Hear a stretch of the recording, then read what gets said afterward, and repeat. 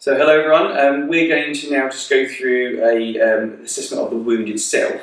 So for this we're obviously going to need to be able to expose the wound. So in order to do that, we probably need to think about our patient first. So we need to think about the patient's comfort. Are they in a good, comfortable position for them? Do we need to put some pillows in certain places? So as you can see, Sim Man is laid out in the most comfortable position he can be. So he should hopefully be able to tolerate this taking the dressing off.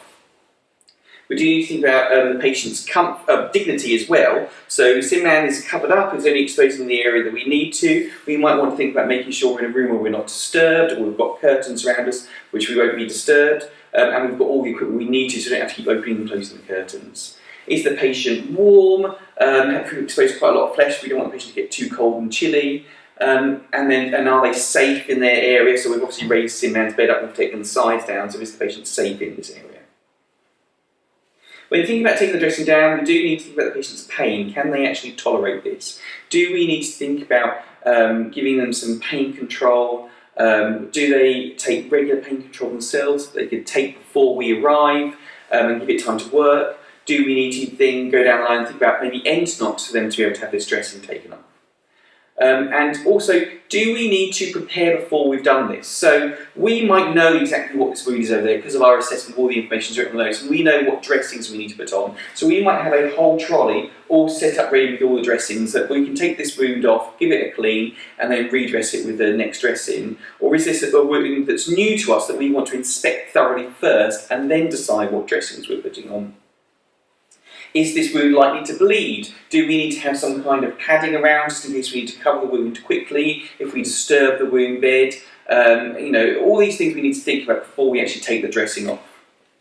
If we consider those factors, we've got everything that we need around us, we then need to make sure that we have performed hand hygiene, we're as clean as possible, and we then need to put on an apron, and then we also need to then put on some gloves. Now, for most dressings, when taking off, we just need to put on a pair of non-sterile gloves, provided we don't touch any of the area that needs to remain clean. And then once we're ready, we can then warn the patient, and then we can go ahead and take this dressing off. Obviously, we've done all the normal things that we do. We'd make sure we introduce ourselves, see who we are, identify the patient correctly. So, if your patient can tolerate this, we're going to just carefully peel this dressing off. We might need to think about the dressing itself. Now, some dressings have specific ways with which they're supposed to be taken off, and that'll be something that we need to think about. We could ask advice about that, or we could look in the notes. We're going to be careful not to disturb the wound edge, carefully not to let the dressing come in contact with anything else, and peel it off very gently so the patient can tolerate it, exposing our wound there.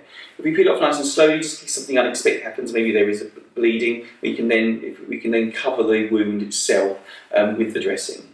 Okay, once that's exposed, dispose of the dressing, and then we can start to inspect the wound. There's lots of things to think about with a wound inspection. Obviously, we've talked about the patient first, but we might need to think of some other factors. So we would want to. I think it's easier to start the out in. And what is the? So I look at the wound edges first. So what are the wound edges like? Are they nice and clean edges to the wound? So an incisional wound.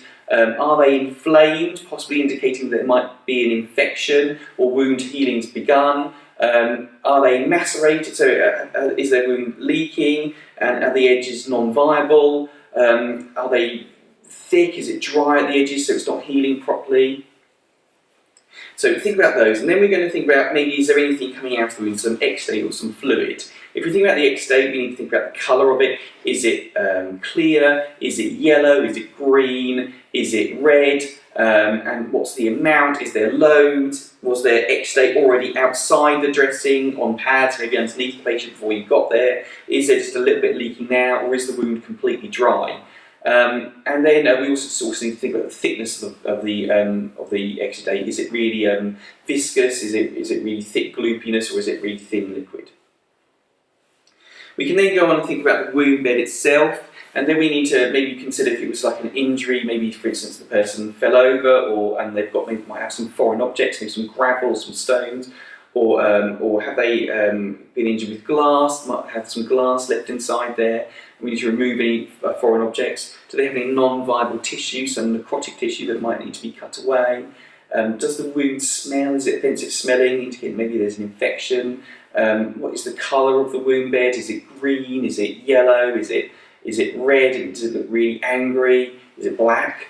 Is it sloughy? Is there pus? So all these things to think about, because that will then help us decide what treatment the patient is going to have, and maybe what type of dressing we're going to put on.